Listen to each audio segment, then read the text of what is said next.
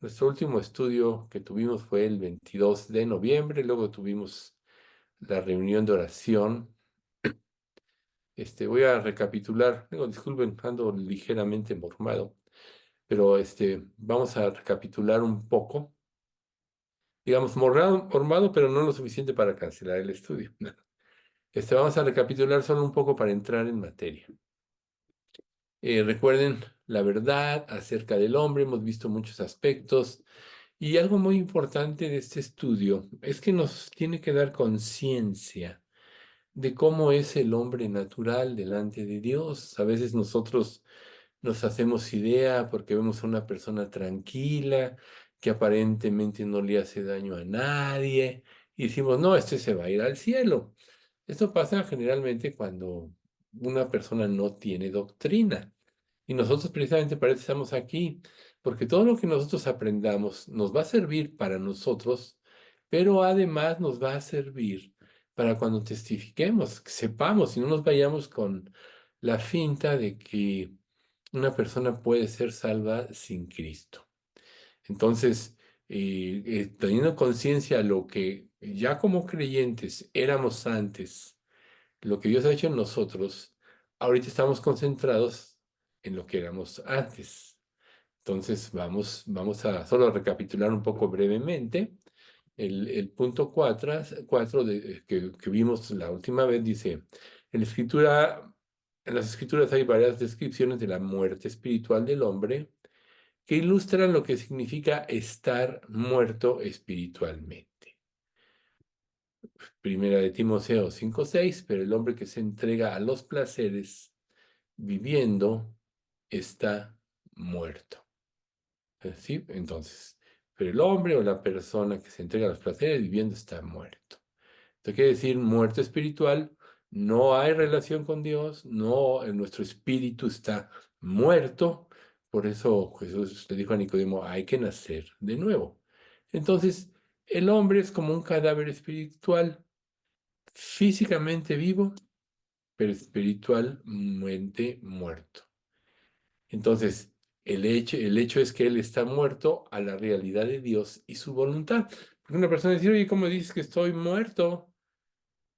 Si yo estoy aquí, mírame, vivito y coleando, tengo inteligencia, hablando de los perritos, pero no, en realidad, la realidad de Dios es eso. Entonces dice un versículo de Apocalipsis 3:1. Escribe el ángel de la iglesia en Sardis, el que tiene los 7 espíritus de Dios y las 7 estrellas. Dice esto, yo conozco tus obras, que tienes nombre de que vives y estás muerto. Entonces, antes de la conversión, una persona puede parecernos que es religioso, que es temerosa de Dios, que tiene obras externas, como decía al principio, pero generalmente todas están motivadas por el egocentrismo. Una persona sin Cristo no puede amar, solo busca su propia conveniencia. Y aun cuando dice que ama, su amor es condicional, siempre busca su propia conveniencia. Por eso es condicional. Te amo si me das esto, te amo si me complaces, te amo si no me tratas mal, te amo si me llevas de paseo, cosas así. Pero en realidad, aún en las cuestiones religiosas, siempre están motivadas por el egocentrismo. Entonces nosotros podemos ver a personas, falsos maestros, que hacen que la gente se centre en ellos. Hacen chistes, hacen cosas raras precisamente para centrar la atención en ellos y no en Cristo. Perdón. Ahora, el hombre que está muerto en su corazón no ama a Dios ni puede buscar su gloria. Porque decíamos con el pasado, son egocéntricos, quiere decir que son vanagloriosos. ¿Quién la gloria a ellos? Nunca se la van a dar a Dios.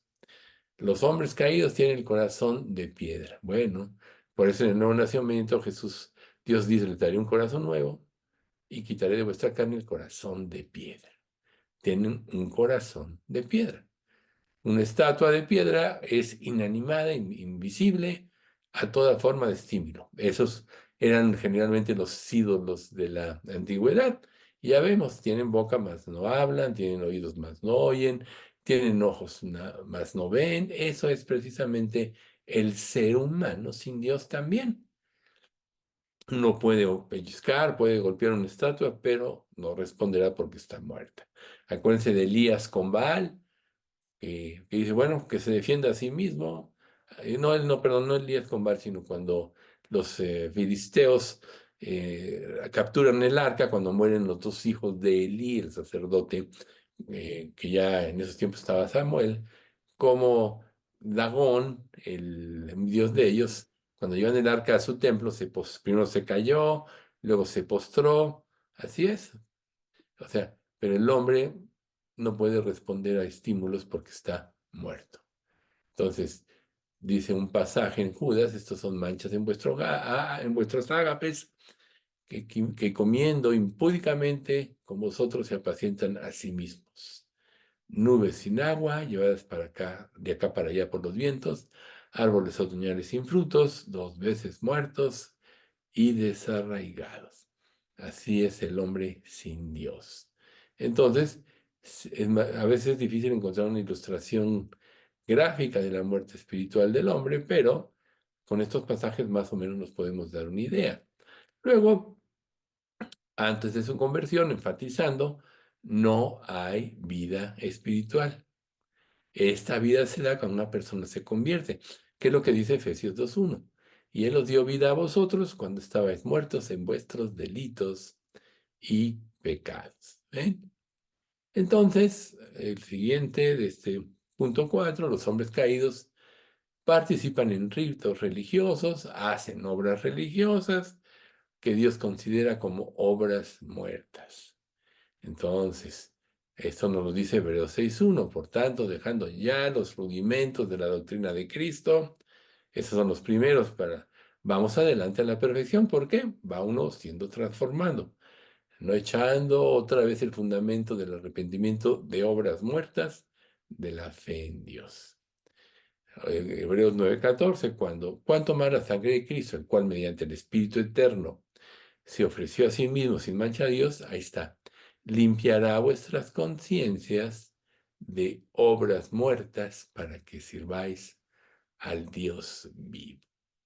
O sea, obras que no tienen ningún valor. Una persona puede tener muchas obras, también nos lo dice 1 Corintios 13, y si yo diese todos mis bienes para dar de comer a los pobres, y si entregase mi cuerpo para ser quemado, y no tengo amor, de nada me sirve. Hay muchos ejemplos bíblicos. Entonces, antes de la conversión, una persona nos puede parecer muy religiosa, muy buena, sus obras externas, como decíamos hace un momento, pero sus obras externas están motivadas por el egocentrismo y es tan infructífero como un árbol muerto. Recuerden cuando Jesús iba caminando y tuvo hambre, que vio una higuera y iba a comer del higo, pero no encontró.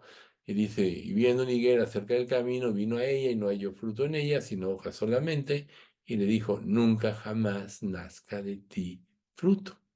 Y luego se secó la higuera. Así es el hombre sin Dios, está muerto. Entonces, bueno, recapitulando, perdón que ya lo hicimos, ahora vamos a comenzar con el tema del estudio. Este subtítulo se llama El significado de la inhabilidad moral. Qué palabrita, ¿no? Pero ves, no hay habilidad moral, no puede ser un hombre moral. Dice, este término, dicho de otra manera, se emplea para describir la corrupción o la depravación radical del hombre. O sea, nosotros sabemos que hay grados de maldad en este mundo.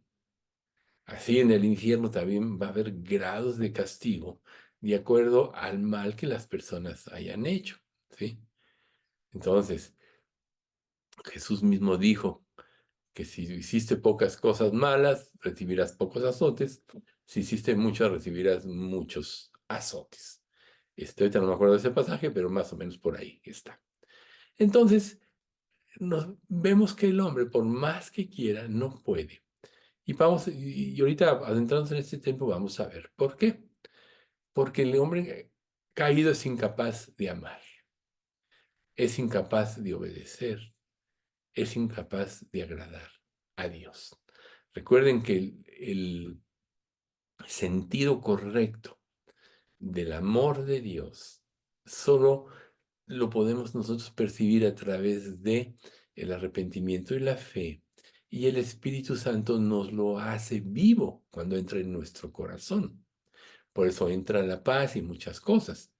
Pero el hombre sin Dios, por más que cambie su vida, por más que la modifique, no puede cambiar, no puede obedecer, odia obedecer, porque no entiende a Dios.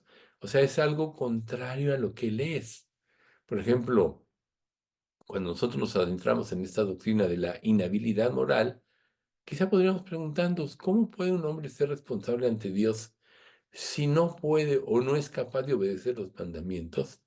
Pues eso, muchas personas podrían justificarse en eso, pero ¿cuál es la respuesta?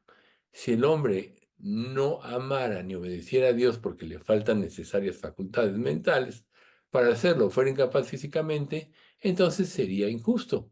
Pero recuerden una cosa importante, Dios creó al hombre a su imagen y semejanza. Le dio estas capacidades. Todo el desastre vino con la desobediencia de Adán y de Eva y vino la muerte espiritual.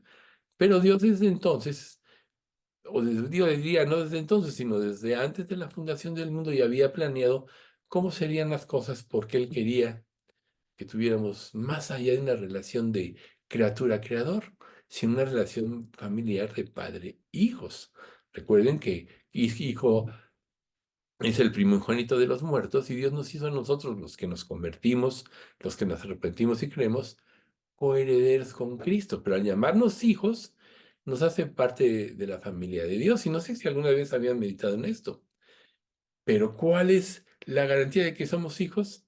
El sello del Espíritu Santo, en el cual Dios nos está haciendo partícipes de la naturaleza divina. Entonces ahí las cosas cambian para una persona.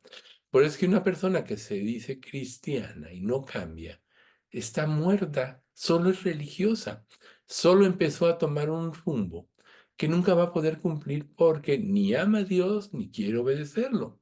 Entonces, una persona, si se juzgara sin tener pecado, sería una víctima, pero no es el caso.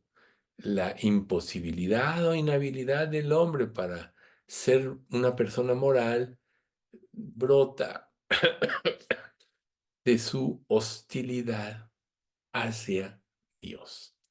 Somos hostiles hacia Dios. Si ustedes recuerdan, o sea, antes de Cristo, ¿cuál era, cuál era nuestra reacción hacia Dios? A mí un ejemplo que me queda muy claro, alguna vez lo he compartido, es de que una vez invitamos a cenar a unas personas y empezamos a testificarles, y una de estas personas dijo, es que tengo ganas de salir corriendo de aquí. ¿Así? Imagínense ustedes cómo se sentía esta persona. Porque si no hay un corazón dispuesto, si hay esta, o sea, si Dios no toca su corazón, le es imposible. Entonces, sale huyendo. Recuerden Israel cuando ya sube Moisés al monte y Dios empieza a dictarle los 10 mandamientos y empieza a subir el tono de la trompeta, que cuando Moisés baja le dicen, oye, mejor que Dios te hable a ti, tú dinos a nosotros porque sentimos que morimos. O sea, ese es un grado más extremo. Pero entonces el hombre no puede amar a Dios, al contrario, trata de huir de él porque le causa incomodidad, porque le causa temor o pavor. Por eso tampoco puede obedecer. ¿Saben por qué? Porque desdeña sus mandamientos. ¿Cuántas veces no han visto a personas que se burlan de ello? De hecho, recuerden que una forma de testificar es pues, a través de la ley, ¿no? La ley de Jehová es perfecta que convierte el alma. O sea, la ley de Jehová convierte el alma. Entonces, ¿qué pasa con una persona que está muerta espiritualmente? Aborrece la ley de Dios. Por eso desdeña sus mandamientos. Y claro, para ellos es muy justificable. Recuerden que las personas piensan que tienen o sea, la mayoría de las personas, sin no decir todas, piensan que tienen la razón en sí, de lo que hacen, de lo que piensan, que ven, piensan que su criterio es el mejor, ¿no? Como dice un proverbio, dice el necio en su necedad, no hay Dios. Pero como dice el proverbio, necio, dice necio, no hay Dios. Cuando Dios dice que la ira de Dios se revela desde el cielo con toda impiedad, contra toda impiedad e injusticia de los hombres, porque lo que Dios les es manifiesto, Dios se los manifestó. Pues las cosas invisibles de Él, su eterno poder y deidad, se hacen claramente visibles desde la creación, siendo entendido por medio de las cosas hechas, de modo que no tienen excusa. Ahí está la condenación. Pero el hombre es incapaz. Pero sin embargo, se siente una víctima, pero no es una víctima. El ser humano, sea quien sea, de acuerdo al grado de su pecado, es culpable. Él no puede porque no quiere, no puede. Entonces, gracias, estoy tomando. Bueno, gracias. Ya me trajeron otro tecito. No quiere. No, porque no puede, no quiere. O sea, ni quiere ni puede, ¿no? No quiere ni puede ver a Dios, a menos que Dios cambie su corazón. Y aquí es un punto muy importante entre paréntesis. Por eso es que quizá ahora con esta introducción podamos comprender mejor que cuando nos arrepentimos, primero Dios cambia nuestro corazón. ¿Se acuerdan que ya lo hemos mencionado eso? O sea, una persona no se puede arrepentir si Dios no lo cambia primero. Y al cambiar el corazón se puede arrepentir y puede tener la fe que salva. Entonces a veces nosotros nos podemos sentir decepcionados cuando testificamos. Bueno, a veces nos toca sembrar, a veces nos toca regar, a algunos les tocará cosechar, pero en realidad el siervo, o sea, el trabajo lo ha hecho Dios. Pero para cuando una persona se convierte es porque ya Dios le cambió el corazón. Por eso es, y aquí viene otro punto importante, que Dios desde antes de la fundación determinó quién se iba a salvar y quién no, de acuerdo a su soberanía, porque Él es perfecto en su actuar. Entonces, bueno, volviendo al estudio. Entonces, la razón de la inhabilidad moral también puede ser llamada hostilidad voluntaria. O sea, una persona no puede decir, ay, es que yo no tuve la culpa de odiar a Dios, fueron las circunstancias que me obligaron a esto. No. Es hostilidad voluntaria. ¿Por qué? Porque voluntariamente el hombre rechaza a Dios, odia a Dios. Claro, si tú le preguntas a una persona, habrá personas que no se atreven a decir que odian a Dios. Solo lo mencionan cuando lo necesitan, ¿no? Por ejemplo, en el terremoto del 85. Dios, páralo, Dios, páralo, Dios, páralo. Alguien que estaba en un hotel nos contó esto. Bajaron al lobby, se levantaron tempranito porque iban a tener actividades y fue con el lobby que les agarró el temblor. Y la gente decía, Dios, páralo, Dios, páralo. O sea, invocan el nombre de Dios a quien odian, a quien no conocen, pero cuando Dios se manifiesta en sus vidas, tampoco quieren saber nada de Él. Por eso es que hay una hostilidad voluntaria. Está descrito esto, parte de esto, en Génesis 37:4, que dice, y viendo sus hermanos, los de José, que su padre lo amaba más que a todos sus hermanos, le aborrecían y no podían hablarle pacíficamente. Por eso acabaron vendiéndolo como esclavo, pero querían matarlo. Y por eso es que tenían tanta culpa cuando él ya se manifiesta a ellos, pero odiaban a su hermano por eso. Entonces, no es difícil pensar que cuando tú vienes a Cristo y Dios empieza a cambiar tu vida, a darte paz, las personas empieza la persecución, porque aborrecen a Dios y no pueden soportar a alguien que Dios esté transformado, no pueden soportar la santidad. Recuerden lo que dice 1 Timoteo 3:12. Cualquiera que quiera vivir piadosamente en Cristo Jesús, padecerá persecución. Pero esa es la razón. Entonces es la causa por la que los hermanos de José no podían hablarle pacíficamente. ¿Por qué? Lo odiaban porque le tenían envidia, porque no tenían la habilidad de hablar y de manifestarle el aborrecimiento. Todos se lo guardaban hasta que vieron la oportunidad y se deshicieron de él. Imagínense la maldad de ellos, cuántos años Jacob sufrió pensando que su hijo había muerto. Bueno, así es el ser humano en general. Su hostilidad hacia Dios es tan grande que rehúsa someterse a Él. Y aún nosotros como creyentes muchas veces vemos esa dificultad para obedecer. Quizá ahora podamos comprender un poco por qué todavía no somos tan obedientes. ¿Saben por qué? Porque todavía hay hostilidad en nuestro corazón. Por eso yo frecuentemente como pastor les digo, escudriñen sus caminos para ver si están en la fe, si no, vuélvanse a Él, recapaciten en su fe y arrepentimiento, porque si ustedes no pueden, en un sentido, obedecerles, porque todavía hay hostilidad de parte de ustedes hacia Dios. Y bueno, el siguiente punto. Debido a eso, nosotros vivimos en la esclavitud de la voluntad.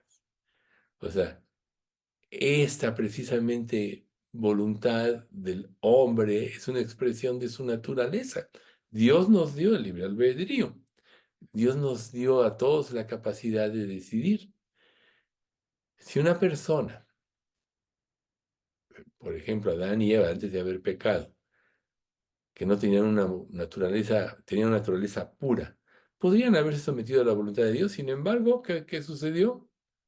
Voluntariamente desafiaron a Dios, porque se inclinaron, o sea, porque de alguna manera no entendían o no amaban a Dios, porque no tenían la gratitud, porque recuerden con lo que decíamos hace rato, eran creador y criatura. Una de las características cuando Dios nos hace sus hijos es la gratitud, como dice 1 Corintios 5:14, y 15. El amor de Cristo nos constriñe pensando esto, que si uno murió por todos, luego todos murieron. Y por todos murió para que los que viven ya no vivan para sí, sino para aquel que murió y resucitó por ellos. Esa es una característica de un verdadero creyente, que fue tan grande el amor de Dios que él ya apropió, que eso lo lleva a renunciar a todo por seguir la voluntad de Dios. Entonces aquí nosotros podríamos preguntarnos, ¿cuál es mi grado de obediencia a Dios? ¿Cuál es mi grado de obediencia a la palabra de Dios? Y nos podemos llevar sorpresas muy tristes. Pero estudios como este son importantes para que nosotros concienticemos que hay cosas que tenemos que corregir, que es necesario estar escudriñando constantemente nuestras vidas a la luz de la palabra como constantemente repetimos, para poder ir purificándonos y limpiándonos de maldad y que la disposición de nuestro corazón esté puesta a obedecer. Ejemplo, Isaías, cuando Dios le dice, ¿a quién enviaré? envíame a mí. Y luego cuando se ve ante la presencia de Dios, ¿qué dijo? Isaías 6:5, ay de mí que soy muerto, pues siendo hombre inmundo de labios y habitando en pueblo de labios inmundas, han visto mis ojos al Rey Jehová de los ejércitos. Entonces él dice, envíame, pero cuando se es enfrentado a la santidad de Dios, siente morir. ¿Pero qué hizo Dios? Lo limpió de su pecado, como a cualquier persona que él quiere usar. Y ahí él quiere usar al que dispone su corazón. Ya estudiamos los dones espirituales y sabemos que cada creyente tiene un don. Pero quiero que sepan que de acuerdo a la disposición del servicio, Dios puede darles más dones. Una de las características de los apóstoles, por ejemplo, es que tenían todos o la mayoría de los dones cada uno. ¿Ven ustedes? Entonces, no hay pretexto para, como creyentes, no estar cada día más cerca de Dios. El problema es el pecado no arreglado, el problema es la falta de transformación en nuestras vidas. Pero el hombre caído tiene una naturaleza moralmente corrupta. Por eso su voluntad se inclina a actos pecaminosos, a actos moralmente corruptos. Recuerden su vida de incrédulos y aún todavía puede haber esa tendencia. La inclinación es el pecado. El pecado nos seduce, nos conquista, es agradable a la vista de los ojos, etcétera. Así es el pecado. Entonces, ¿qué tanto te llama el pecado? El grado en que te llame es el grado que te falta santidad. Porque la santidad aborrece el pecado y en la santidad tú ves o tú justificas a Dios. Recuerden, escrito está, sed santos porque ellos son santos. La santidad conviene a su casa. Entonces, ¿qué tanta santidad puede haber en tu vida? Bueno, pero el hombre natural rehúsa someterse a Dios y a sus mandamientos porque está en plena enemistad contra Él. Entonces, quizá tú dirás, bueno, Dios le dio un libre albedrío, cada quien tiene libre de hacer lo que quiera, claro que sí, pero Dios también le dio una conciencia que va a actuar en el día del juicio. Acuérdense de Romanos 2:15, mostrando la obra de la ley escrita en los corazones, dando testimonio a la conciencia y acusándoles o defendiéndoles sus razonamientos en el día en que Dios juzgará por Jesucristo los secretos de los hombres conforme al Evangelio. La persona puede pensar lo que quiera, pero su conciencia, la conciencia del ser humano, está de parte de Dios. Entonces, el hecho de que la persona escoja lo que le agrade, bueno, será precisamente el fruto de lo que ella decida, lo que será su destino eterno. El que se humilla, Dios lo exaltará. Recuerden, humillaos bajo la poderosa mano de Dios y Él os exaltará. Pero, como el ser humano tiene su naturaleza moralmente depravada, le agrada rechazar el bien y escoger el mal. Ahí está. Aborrece la verdad y le encanta la mentira. Por eso es tan fácil que un falso creyente sea engañado por un falso profeta. Ahí vemos la cantidad de falsas iglesias o las tendencias como la del Evangelio del Progreso, que en su corazón no quieren obedecer a Dios, quieren ser ricos para complacerse el mismo, complacerse a ellos mismos, quieren poder, quieren riquezas, reconocimiento, fama. Eso es lo que motiva. Y un falso líder guiado por el diablo, que sabe esto, pues es fácil cautivar este tipo de gente. Recuerden que el diablo es un ministro de injusticia y de la misma manera sus discípulos son mentirosos y maestros de la injusticia. Entonces, Sí, el hombre caído tiene una voluntad libre, pero esa voluntad no es buena. Reitero, porque siempre escoge libremente estar en oposición a la persona y a la voluntad de Dios. Entonces, no se puede escapar de lo que es. Por eso el capítulo 15 de Corintios, ahí claramente nos dice que la persona que está muerta no puede entrar al reino de Dios, que la corrupción no hereda incorrupción, necesita un cambio. Es por eso que el hombre caído a lo malo dice bueno y a lo bueno malo. ¿Se acuerdan de ese pasaje de Isaías? Hay de los que a lo malo dicen bueno y a lo bueno malo. ¿Y qué dice después? Su fin será de acuerdo a sus obras. Entonces, nosotros podemos ver vamos a ver este pasaje del Sermón del Monte, de Mateo 7, del 16 al 20, que dice,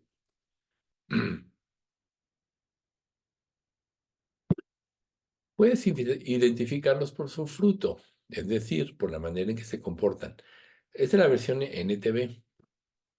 ¿Acaso pueden recoger uvas de los espinos o higos de los cardos? Un buen árbol produce frutos buenos y un árbol malo produce frutos malos. Un buen árbol no puede producir frutos malos y un árbol malo no puede producir frutos buenos. Por lo tanto, todo árbol que no produce frutos buenos se corta y se arroja en el fuego. Así es, de la misma manera que puedes identificar un árbol por su fruto, puedes identificar a la gente por sus acciones. Entonces ahí está. Por eso es tan importante que nos tengamos claros en nuestra mente. Primero, si nosotros estamos caminando con Dios. Recuerden, examinaos a vosotros mismos para ver si estáis en la fe. Probaos a vosotros mismos o no sabéis que Jesucristo está en vosotros, a menos que estéis reprobados. Entonces, podríamos decir que la voluntad del hombre es una expresión de su naturaleza.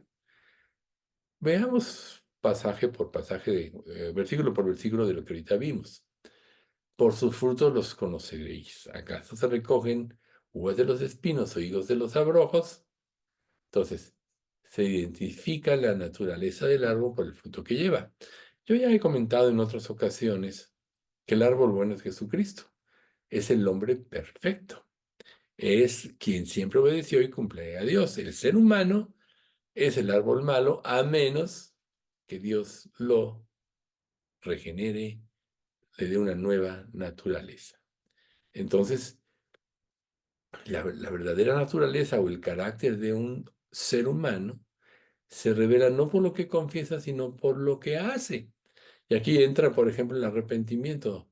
Dios, perdóname por esto, perdóname por lo otro, perdóname por aquello. Pero si sigues haciéndolo, realmente no te has arrepentido. Si sigues teniendo culpa, realmente no te has arrepentido.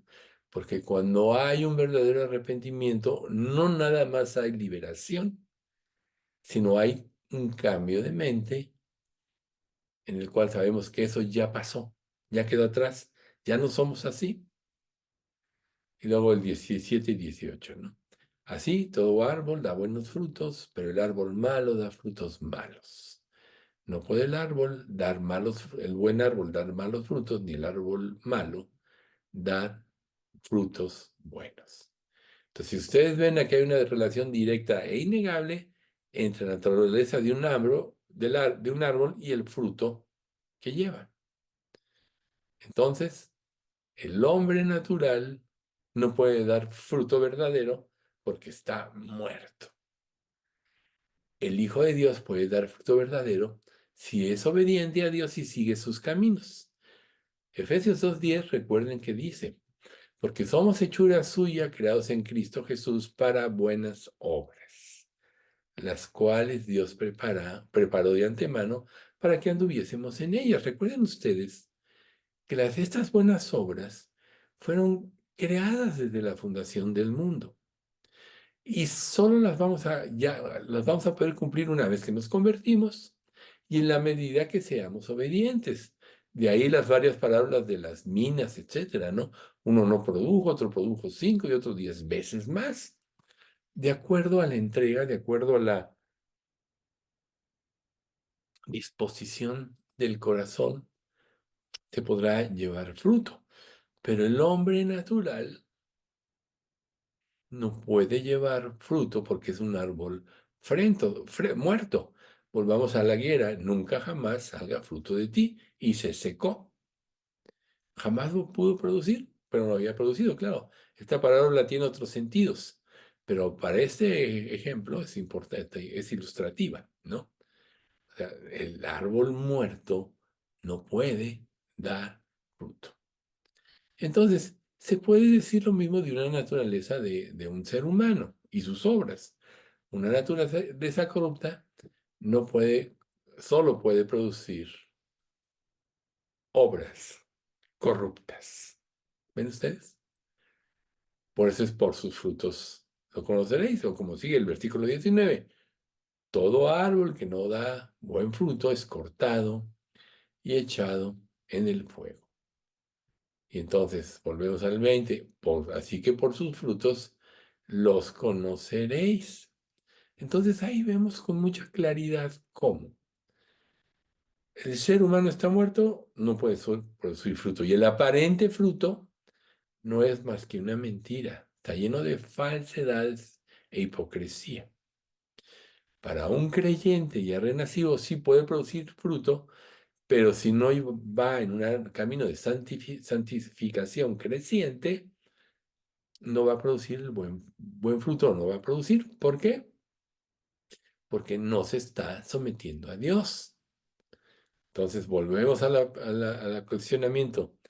¿Realmente te estás sometiendo a Dios de acuerdo a lo que Él te enseña o te dice? Hay muchas cosas que nosotros que quisiéramos hacer, pero no podemos. Pero recuerden que hay promesas, porque Dios es el que en vosotros produce así el querer como el hacer por su buena voluntad. Ay, Dios, es que no puedo servirte porque tengo muchos problemas en la vida, porque no apenas si me da tiempo de resolverlos. Bueno, está otro Filipenses, ¿no? 4:13. El otro era 2:13. Todo lo puedo en Cristo que me fortalece. No hay pretexto entonces. Entonces hay otra ilustración en el libro de Mateo, de versículos del 32, 34 y 35, que que nos habla un poco de la inhabilidad moral del hombre. El 34 dice, generación de víboras. ¿Cómo podéis hablar lo bueno siendo malos? Ahí está, generación de víboras. Nadie sin Dios realmente puede ser honesto, puede hablar lo bueno. Siempre hay malas intenciones, siempre hay hipocresía, siempre hay conveniencia en una relación. Mientras más una persona bien te trate sin ser salva o sin ser realmente honesta, es porque quiere sacar provecho de una relación. Por eso es que tristemente las personas que llegan a tener muchos bienes materiales tienen muchos falsos amigos y admiradores porque solo quieren sacar provecho. Entonces, aquí podríamos decir que sería sacar un ejemplo, perdón, sería, o sea, perdón, un ejemplo de que muestra muy claramente la inhabilidad del hombre es precisamente las enseñanzas de nuestro Señor Jesucristo. Él desenmascaraba a los fariseos. Por eso les dice generación de víboras. Por eso lo odiaron. Ahí está la escena de los hermanos de José también. Por eso odiaron a Jesús, porque los desenmascaraba, porque los confrontaba, porque les decía la verdad. Y su odio fue creciendo. Primero querían desprestigiarlo, le trataron de poner trampas para que lo encarcelaran, trataron de poner situaciones donde matar su prestigio y no pudieron, entonces por eso decidieron matarlo. Recuerden ustedes, por ejemplo, que después de la resurrección de Lázaro, cuando por la resurrección de Lázaro mucha más gente empezó a creer, ¿qué dijeron los fariseos cuando se reúnen? Ven, ¿qué podemos hacer si el mundo entero se va tras él? Por eso decidieron matarlo, porque dentro de su corazón odiaban a Dios. Y ellos eran los guías, por eso les dice, guías ciegos, ¿no? Si un ciego guía a otro ciego, ambos caerán al hoyo. Pero ya fue más fuerte, Jesús fue subiendo el tono de voz, generación de víboras. Y luego en el versículo 34 concluye, porque de la abundancia del corazón habla la boca. Bueno, ¿qué es lo que sale? Marcos 7, 21 en adelante dice, porque, a ver si me acuerdo, ¿no? Porque, ahí se me fue de la mente, lo bueno es que la cita, Marcos 7, 21, es grandota. Ah, porque dentro del corazón del hombre salen los malos pensamientos, los hurtos, los adulterios, las fornicaciones, la hipocresía y y la deshonestidad. Todas estas cosas salen de dentro del corazón del hombre. ¿Ven ustedes? Entonces nosotros también podemos autojuzgarnos por lo que hablamos, lo que criticamos y lo que decimos. Una iglesia con poca o baja espiritualidad critica todo. Una iglesia con mucha espiritualidad, si ve algún error o algo, se pone a orar a Dios. A final de cuentas, ¿qué sostiene la iglesia? Los creyentes entregados, las oraciones de los creyentes. Por eso Pablo decía, y oren por mí para que Dios nos abra puerta para la palabra, a fin de dar a conocer eh, con verdad el misterio de Cristo, para que lo manifieste como debo hablar. Pablo, el superapóstol, decía, oren por nosotros, para que Dios nos abra puertas, para dar a conocer con denuedo el misterio de Cristo. ¿Ven ustedes? Entonces, pero el hombre natural no puede. Su corazón solo va a evidenciar y manifestar lo que realmente hay adentro.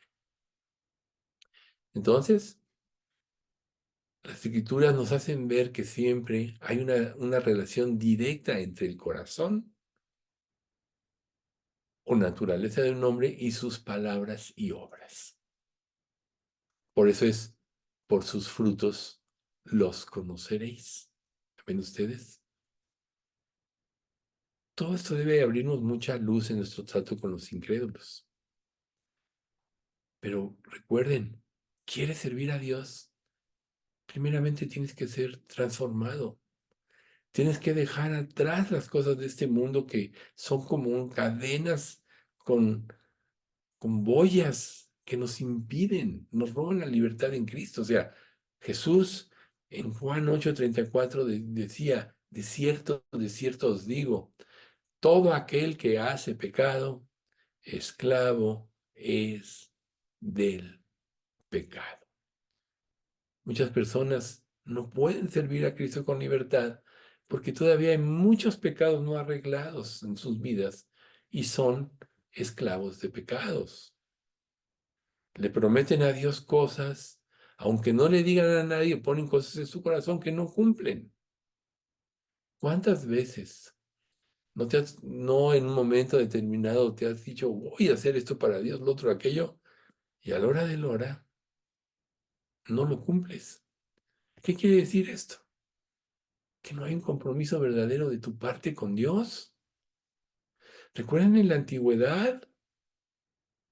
¿Acuerdan ustedes de Gedeón? Que Dios lo usó para darle grandes victorias a Israel y habló precipitadamente y dijo, lo primero que salga a recibirme de mi regreso después de la victoria, yo lo sacrificaré a ti. Y él esperaba que quizás saliera su perrito, ¿verdad? Pero salió su hija. Pero Gedeón cumplió. No se sabe a ciencia cierta, algunos dicen que sí, la mató. Otros eh, dicen que se quedó virgen para siempre. La Biblia no nos aclara eso, pero lo cumplió porque era un hombre de Dios. ¿Cuántas cosas le has prometido a Dios que no cumples?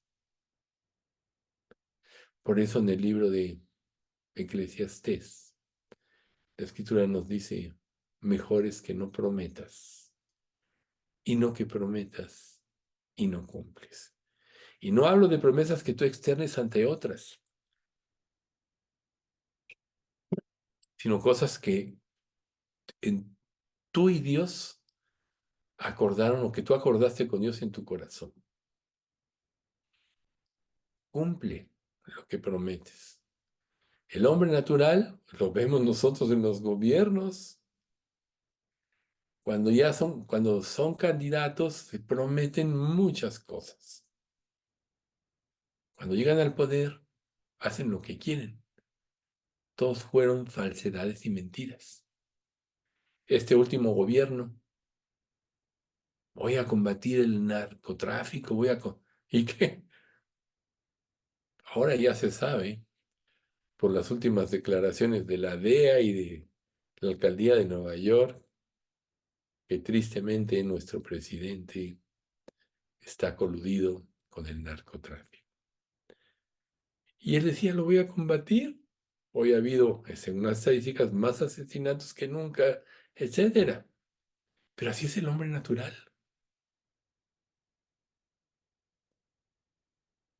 Siempre va en contra de Dios. Nunca cumple lo que promete. Por eso nosotros debemos también de medir nuestra espiritualidad de acuerdo a nuestro compromiso con Dios. Tú me puedes decir, Dios, te voy a servir, lo voy a dar todo por ti. Y no hablo de bienes materiales necesariamente.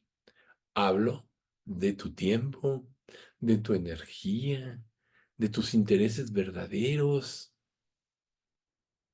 ¿Cuánto tiempo le dedicas a Dios en comparación a otro tipo de cosas que son vanas y sin provecho? Analízalo. Ve tu condición espiritual a través de esto. Si en tu corazón te llama más otras cosas que ir con Dios en su palabra y meditar, orar, algo anda mal. Pero bueno, por eso ahora podemos saber con certeza por qué el hombre habla y actúa de acuerdo con su naturaleza caída. En el versículo 35 de Mateo, el que dijimos, Mateo 12, dice así, el hombre bueno del buen tesoro del corazón saca buenas cosas, y el hombre malo del mal tesoro saca malas cosas. Exacto, ahí está. De la abundancia del corazón habla la boca. El hombre caído no puede amar a Dios. Es que yo tengo mucha fe, dicen algunas personas. ¿Sí? ¿Conoces la palabra? No, nunca he leído la Biblia. Ah, te puedes decir, la de fe es por el oír y el oír por la palabra de Dios. Es que yo amo a Dios. Te puedes decir, Jesús dijo, el que me ama, mi palabra guardará, y vendremos mi Padre y yo y haremos morada con él. Cuestiónate, ¿cuánto amas a Dios? cuánto amas su palabra. La mayoría de los religiosos pretenden tener un grado de amor o afecto hacia Dios y lo manifiestan, pero raramente encontramos a una persona tan atrevida o audaz que confiese su aborrecimiento hacia Dios. Es difícil, por más blasfemos que tengan, es difícil que la gente lo confiese, pero salen huyendo de Dios. Se enojan cuando se habla del Evangelio. Por eso es que las escrituras, como en este pasaje, testifican que el hombre caído no puede amar a Dios. De hecho, toda la raza de Adán, todos los descendientes de Adán, aborrecemos a Dios y vivimos en guerra en contra de Él. No nada más lo aborrecemos, sino en guerra hasta que Dios nos regenera y nos hace sus hijos. Pero el no regenerado, por más religioso que sea, por más obras que haga, no puede. Recuerden, si yo tuviese la fe de manera que trasladase los montes y no tengo amor, de nada me sirve. Y si entendiese todos los misterios y toda la ciencia y tuviese la fe de manera que trasladase los montes y no tengo amor, de nada me sirve. Porque el cumplimiento de la ley es el amor, como dice Gálatas. Entonces, no estás obedeciendo, ¿te das cuenta? No amas. No te engañes diciendo que amas a Dios, porque le das basura de tu tiempo, porque haces cualquier cosita y dices, ay, ya cumplí, ahora voy a hacer lo que quiero. Cuando amas a una persona, verdaderamente, solo quieres estar con ella. Las personas que dicen que se aman y quieren estar lejos uno de otro, mienten. ¿Cuánto más con Dios? Si decimos que lo amamos, no solo no querremos estar con Él. Los seres humanos pretenden tener un amor genuino por Dios. Puede ser una buena intención, pero conocen poco de sus atributos y sus obras que se revelan a través de las escrituras. Y por eso, el Dios que aman no es nada más que el producto de su propia imaginación. Nosotros lo hemos dicho de otra manera, si ustedes recuerdan, ¿verdad? Cada uno, si no somos estrictamente obedientes a lo que Dios revela en su palabra, decimos que tenemos nuestra propia religión. O sea, decimos, no decimos, perdón, llevamos nuestra propia religión. Hay tantas religiones como seres humanos existen. Pero la verdadera religión, te lo dice en Santiago, la religión pura y sin mácula es esta: visitar a los huérfanos y a las viudas en sus tribulaciones, o sea, una vida de piedad, y guardarse sin mancha del mundo, o sea, una vida de santidad. ¿Ven ustedes? Una vida de santidad. Por eso estamos viendo el estudio de santidad el domingo. ¿Qué tanto hemos comprendido? Les voy a poner un ejemplo, más bien un cuestionamiento. Llevamos meses viendo este estudio de santidad. ¿Quién, ahora que nosotros tenemos los videos, ha vuelto a tomar el video y tomar apuntes de eso? ¿Quién ha hecho eso? Ahí está. Eso determina qué tanto interés tienen realmente. Digo, qué bueno que se graben los estudios. Algunos no se pudieron grabar, como el primero de este año, ¿no? Bueno, cuando menos el mío. Hubo una falla ahí técnica. Pero ¿saben una cosa? Tenemos que buscar y buscar y rebuscar, escudriñar las escrituras. En eso os parece que tenéis la vida eterna, ¿no? Eso decía Jesús. Y ellas son las que dan testimonio de mí. Mientras más escudriñes, más amas a Dios. Ahora, el hombre sin Dios se ha hecho su propio Dios, a su imagen, como le conviene.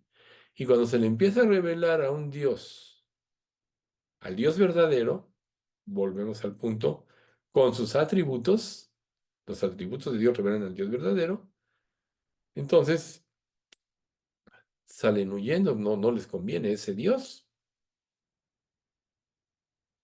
Recuerden esta parte del Salmo 50, Salmo 50, 21. ¿Pensabas que de cierto sería yo como tú? Pero te reprenderé. ¿Por qué creen ustedes que hay un juicio para los creyentes?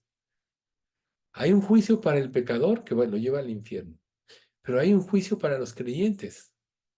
1 Corintios 3, 13 al 15. La obra de cada uno será manifiesta, pues el día la declarará, pues por el fuego será probada. Y la obra de cada uno, cual sea, el fuego la probará. Si permaneciere la obra de alguno que sobreedificó, recibirá recompensa. Si la obra de alguno se quemare, recibirá pérdida.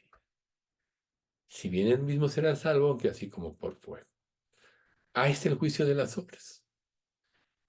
El fuego, que es la fe, va a determinar lo que hiciste. Tú puedes pensar que eres un buen creyente, que serviste a Dios todo el tiempo de tu vida, pero has sido un desobediente, has hecho lo que has querido y piensas que Dios te va a premiar, pero ante la palabra de Dios que pone de manifiesto, volvemos a Marcos 7:21, porque del corazón del hombre salen los malos pensamientos.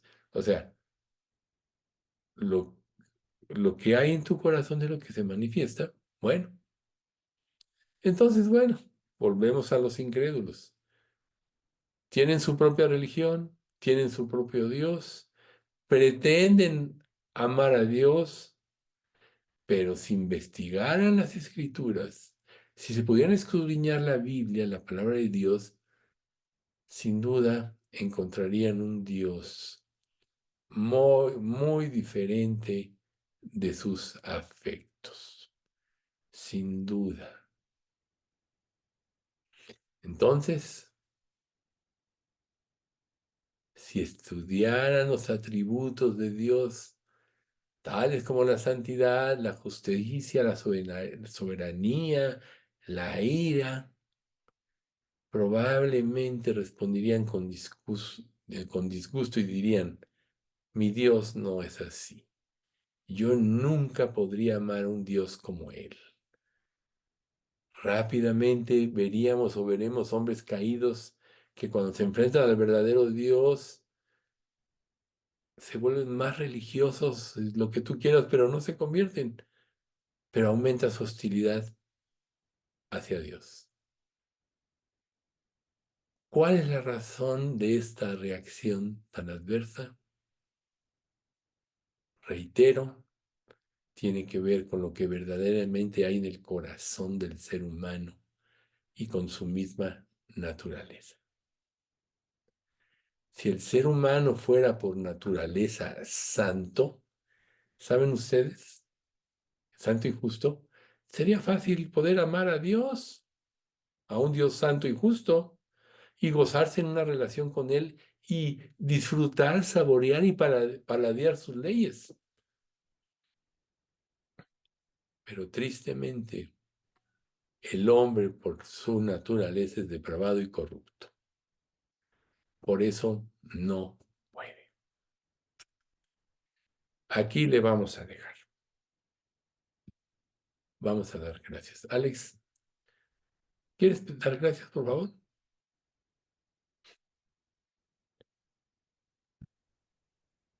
Señor, te damos muchas gracias por este día. Te damos gracias, Padre mío, porque nos reunimos de nuevo a estudiar. Padre, pues te quiero suplicar que podamos atender a estas palabras.